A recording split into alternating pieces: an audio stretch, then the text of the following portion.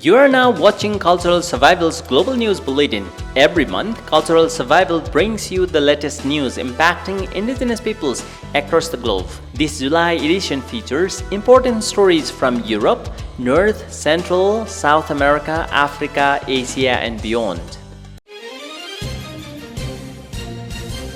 Starting news from the UN level. UNESCO has appointed indigenous co-chairs Dr. Amy Parent from Canada and Dr. Sonazaria Mins from India to lead a new initiative. It aims to protect indigenous language and climate knowledge, recognizing their crucial link.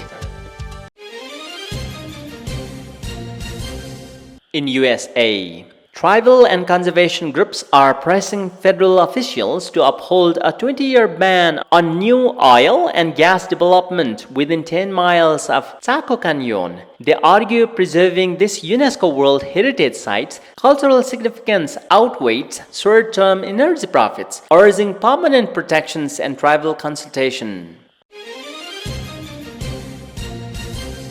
In Canada, new British Columbia laws, mainly Bills 14, 15 and Federal Bill C5 relating to fast-track infrastructure, sparking outrage from First Nations and environmental groups. Critics warn of bypassed consultations, ecological harm, and legal battles over Indigenous peoples' rights infringements.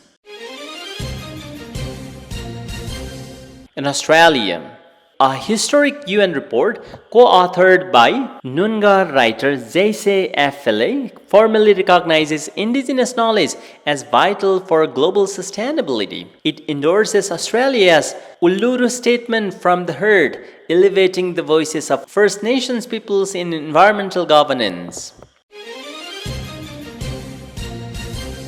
In South Africa's Ministry of Sports, Arts and Culture is undertaking two significant projects, reburying 58 Khoi and San ancestral remains from the Northern Cape and launching the next phase of the Exile Repatriation Project to bring home those who died during the liberation struggle. According to the ministry, these initiatives aim to restore dignity and promote national healing.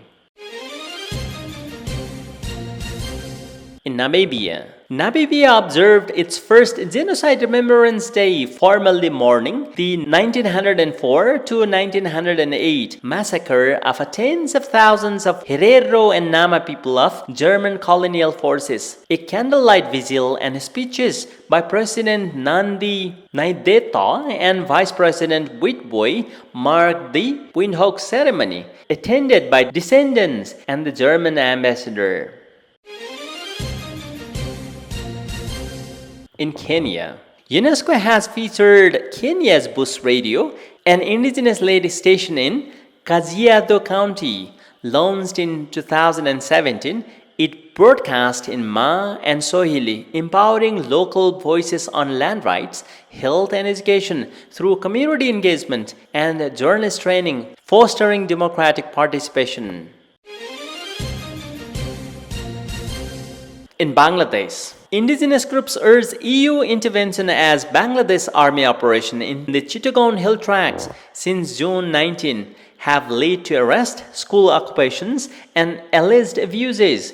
They claim the crackdown supports Rohingya armed groups, escalating recruitment. Calls for an immediate end to operations and accountability are growing.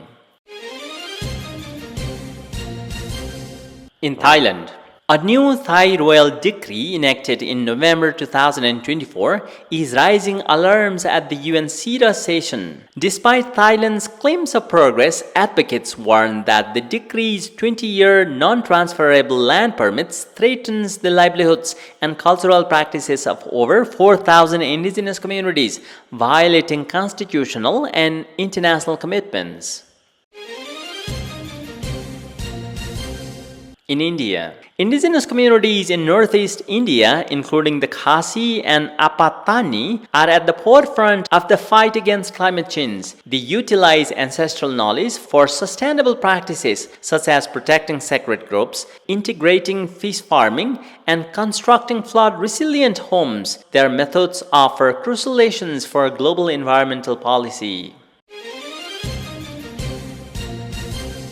In Peru, Lima recently hosted the 15th International Festival of Indigenous Peoples Film, showcasing over 50 films from 12 countries. The event themed Voices and Images of Our Mother Earth celebrated the role of indigenous cinema in preserving ceremony, identity, and resistance, continuing a nearly 40-year tradition of cultural reflection.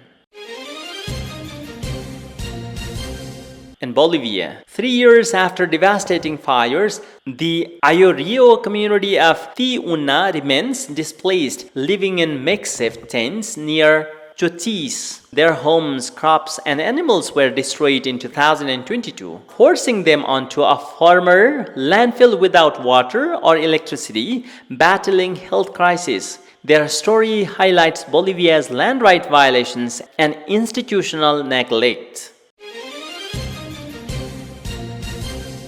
In Brazil, Brazil's climate leadership is questioned as it auctions 19 Amazon oil blocks. Indigenous leaders from 9 nations condemned the move, citing environmental devastation. At a pre-COP summit, they demanded protected lands, direct climate funding, and inclusion in policy, emphasizing that the protections of indigenous territories is crucial for climate action. In Colombia, a coalition of rural, indigenous, and environmental organizations in Colombia has proposed a bill to ban genetically modified seeds, aiming to protect native seeds varieties and amend Article 81 of the Constitution. This move challenges the nation's embrace of agricultural biotechnology, with advocates asserting that current policies favor agribusiness over the rights and traditional practices of rural and indigenous communities. In Ecuador, indigenous groups denounce violent police repression against communities protesting the Curipamba El Demo mining projects in Las Naves, Bolivar. On June 24, police reportedly injured residents while clearing a path for mining machinery. Protesters defending land and water accused the governments of complicity with Curi Mining SA. Authorities have yet to comment. In Guatemala, over 250 delegates from 30 territories convened at the 4th Plurinational Summit for Water Freedom, demanding a new water law rooted in ancestral wisdom. Amidst threats from industry and urbanization, indigenous leaders asserted water as shared living entity, not a commodity. They stressed that legislation must reflect collective rights and community-based practices to protect this vital resource.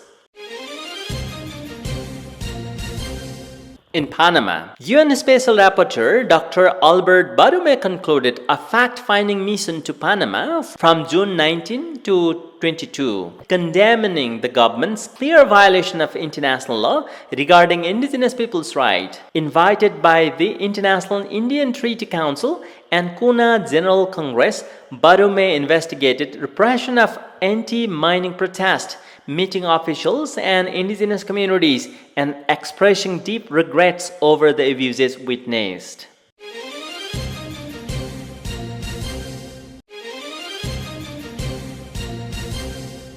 That is all for this edition of Cultural Survival's Global News Bulletin. Stay tuned for our next broadcast. For more information on the rights of indigenous peoples, visit cs.org and follow Cultural Survival on Facebook, Instagram, LinkedIn, Threads, and Blue Sky.